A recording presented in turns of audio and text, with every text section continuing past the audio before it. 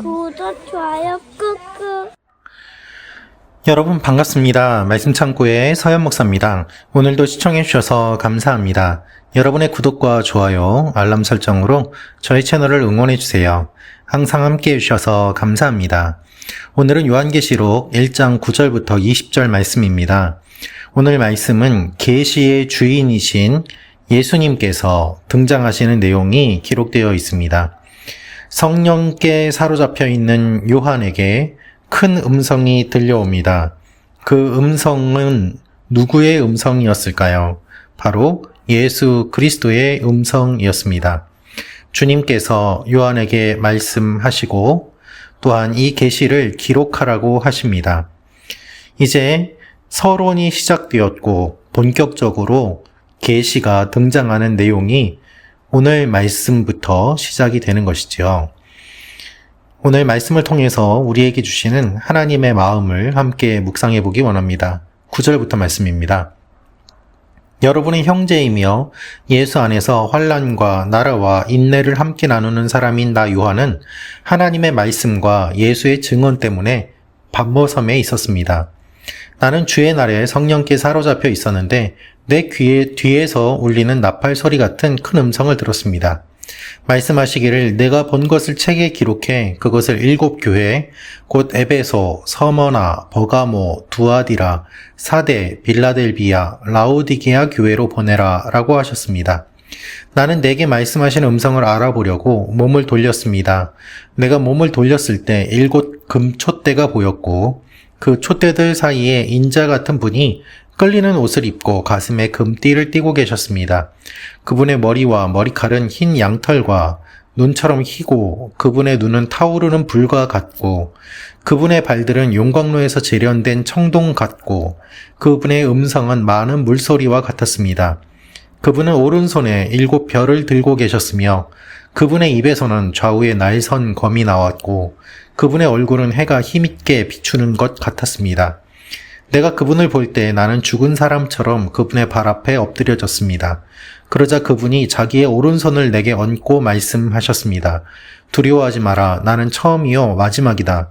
나는 살아있는 자다. 나는 죽었었으나 보라. 나는 영원토록 살아있는 자니 나는 죽음과 음부의 열쇠들을 가지고 있다. 그러므로 너는 내가 본 것들과 지금 있는 일들과 이 일 후에 일어날 일들을 기록하여라. 내가 본 내 오른손의 7 별과 7 금촛대의 비밀은 이것이니 7 별은 7 교회의 사자들이요 7 촛대는 7 교회다. 여러분 오늘 말씀을 보면 두 가지 우리가 주목해 볼 부분이 있는데요. 하나는 무엇인가 하면 바로 예수 그리스도를 너무나도 다양한 표현으로 묘사하고 있다는 것입니다. 그러나 이렇게 묘사하고 있는 예수님은 우리가 제사장이신 주님으로 볼 수 있습니다. 주님은 처음이자 마지막이십니다. 주님이 모든 것을 다스리시고 예수님은 세상의 빛으로 오셨기 때문에 촛대 사이에 계십니다. 그리고 그분이 제사장의 옷을 입고 계시고 예수 그리스도께서 이제 마지막 때에 하나님과 사람 사이에 서셔서 중재하시고 심판하시는 내용이 오늘 말씀의 핵심입니다. 여러분, 예수님을 우리가 어떻게 표현할 수 있을까요?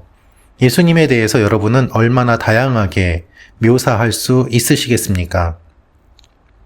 우리가 요한계시록을 묵상하면서 가장 중요하게 생각할 것이 무엇인가 하면 결국 요한계시록의 시작은 예수 그리스도의 계시라는 것이고 또한 오늘 말씀처럼 이 계시의 주인이신 예수님이 너무나도 위엄 있게 등장하신다는 것입니다. 십자가에 달려 돌아가신 주님께서는 죽음을 이기시고 승리하셨습니다. 그렇기 때문에 음부의 권세를 주님께서 갖고 계시고 그 열쇠를 갖고 계십니다. 주님께서는 화려한 옷을 입고 계시는데 그 옷은 바로 주님의 영광을 상징하고 제사장이신 주님을 드러내고 있습니다. 9절을 보면 여러분의 형제이며 예수 안에서 환난과 나라와 인내를 함께 나누는 사람인 나 요한은 이라고 이야기하고 있습니다. 요한은 자신을 높이지 않습니다. 요한은 똑같은 형제라고 이야기하고 있습니다. 여러분, 계시를 받았다고 교만한 사람들이 얼마나 많이 있습니까? 계시를 받았다는 사람들은 자기가 하나님처럼 되려고 합니다. 계시를 받았다고 하는 사람들은 자기가 하나님과 친하다고 여기고 그렇게 선포하며 사람들을 미혹하기도 합니다. 그러나 요한은 절대로 그렇게 하지 않습니다. 계시를 받은 그가 높은 것이 아니라 계시를 주시는 주님이 높으신 분임을 그는 처음부터 끝까지 일관되게 견지하고 있음을 우리가 볼 수 있습니다. 그래서 여러분의 형제라고 이야기를 하고 있고 예수 안에서 환난을 함께 나눈다라고 이야기를 하고 있습니다.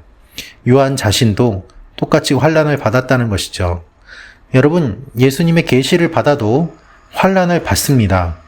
예수님의 계시를 받았기 때문에 오히려 더 환난을 받을 수 있습니다. 그래서 요한은 이렇게 이야기합니다. 하나님의 말씀 때문에 내가 pat모섬에 있습니다. 예수의 증언 때문에 pat모섬에 있습니다. 즉 갇혀 있고 귀양살이를 하고 있다는 것입니다. 그러나 그는 이렇게 pat모섬에 있음에도 불구하고 무엇이라고 이야기합니까? 성령께 사로잡혀 있다고 이야기합니다. 잡혀 있지만 로마 군대에 잡혀 있는 것이 아니라 감옥에 잡혀 있는 것이 아니라 그는 성령께 사로잡혀 있다고 이야기하는 것입니다. 사랑하는 말씀 창고 가족 여러분, 우리는 이 세상에 사로잡혀 있는 존재들이 아닙니다. 우리는 성령께 사로잡힌 존재들입니다. 이 사실을 기억하십시오.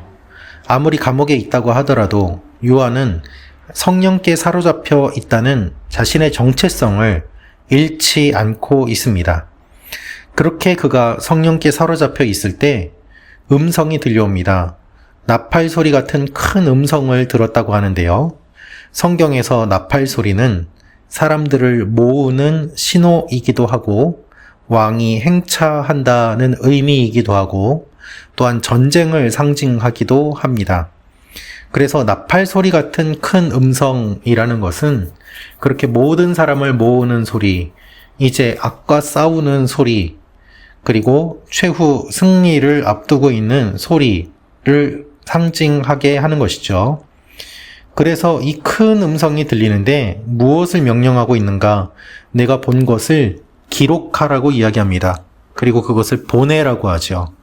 여러분, 기록이 중요합니다. 영적인 일들을 기록하십시오. 영적 일기를 쓰시고 하나님이 어떻게 하시는지를 기록하십시오. 기록은 기억을 지배합니다. 그래서 기록해 두면 우리의 기억이 선명해지고 그리고 우리가 잘못 알고 기억하고 있는 것들을 잡아줍니다. 기록은 기억을 지배합니다. 그리고 기록은 공유가 가능합니다. 그래서 이것을 기록해 교회에 보내라고 이야기를 하십니다. 7교회는 이 세상의 모든 교회들을 상징하는 것과 동시에 당시에 실제로 있던 교회들을 의미합니다. 중의적인 의미를 갖고 있는 것이죠. 그런데 주님께서 이것을 기록해서 보내라고 하는 것은 이 계시가 요한 개인에게 주어진 것이 아니라 교회에게 주어진 것임을 분명하게 보여주는 것입니다. 사랑하는 말씀 찾고 가족 여러분, 여러분이 만약에 무슨 계시를 보셨다라고 한다면 그것은 여러분 개인에게 주신 것이 아닙니다. 하나님은 항상 교회를 생각하십니다. 여러분이 갖고 있는 은사와 달란트와 계시와 모든 영적인 받은 것들은 주님의 몸된 교회를 위하여 사용하고 교회를 세우는데 쓰임을 받아야만 합니다. 그것이 주님께서 그것들을 주신 의미인 것이죠. 요한에게 계시를 주셨는데 교회에게 기록해서 보내라고 말씀하십니다. 이 교회들도 이 계시의 내용을 보고 읽고 환난 가운데 위로를 받고 소망을 품어야만 했기 때문입니다. 요한은 몸을 돌려보았습니다. 그런데 7 금촛대가 보였고 촛대 사이에 인자 같은 분이 계신 것을 보았습니다. 인자 같은 분이라는 말은 예수 그리스도를 의미합니다. 예수님은 흰 양털과 흰 모습으로 등장하십니다. 변화산에서 제자들에게 보이셨던 그와 같은 모습이 이 계시 가운데 나타나게 되는 것이죠. 동시에 예수님의 발은 용광로에서 재련된 청동 같다고 합니다. 여기에 기록된 여러 가지 상징들은 무엇을 의미하는가 하면 견고함과 위엄을 의미합니다. 그래서 7이라는 숫자가 많이 나오고 있는데요. 7이라는 수는 완전수를 의미합니다. 7교회, 7별 이런 것들은 모두 다 주님께서 완전한 분이시고 완전하게 다스리고 계심을 의미하고 있습니다. 그분의 입에서는 좌우에 날선검이 나왔습니다. 왜냐하면 주님의 말씀은 그렇게 예리하기 때문입니다. 또한 주님의 얼굴은 밝게 빛납니다. 그래서 이 주님의 위엄 앞에서 요한은 엎드려질 수밖에 없었습니다. 왜냐하면 그가 감당할 수 없을 만큼 주님의 빛과 영광이 나타났기 때문입니다. 여러분, 우리가 감당할 수 없는 거룩과 위엄을 마주하게 되면 우리는 눈을 감을 수밖에 없고 엎드릴 수밖에 없습니다. 압도당하는 것입니다. 그것이 주님의 위엄이요 영광입니다. 주님께서는 두려워하지 말라고 하시면서 주님은 죽었었지만 나는 살아있고 영원히 있으며 죽음과 음부의 열쇠를 갖고 있다고 말씀하십니다. 십자가에 달려 돌아가셨지만 부활하신 주님께서 죽음을 이기셨음을 이야기하고 주님이 모든 것에 열쇠를 갖고 계심을 선포하시는 것입니다. 그렇기 때문에 이 일들을 기록하라고 합니다. 여러분, 여러 가지 짐승들과 괴물들과 악한 것들과 다양한 것들이 나오기 전에 가장 먼저 예수 그리스도께서 등장하시면서 두려워하지 말라고 하시는 것에 주목하십시오. 여러분, 주님이 우리에게 말씀하십니다. 두려워하지 말라고 말입니다. 사망의 음침한 골짜기를 다닐지라도 내가 해를 두려워하지 않을 것은 주께서 나와 항상 함께 하시기 때문입니다.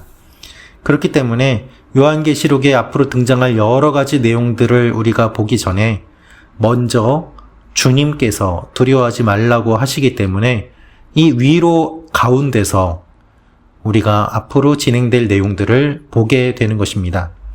사랑하는 말씀 창고 가족 여러분, 주님이 여러분과 함께 하십니다. 두려워하지 말라고 하십니다. 이 주님은 위엄과 영광이 있는 분입니다.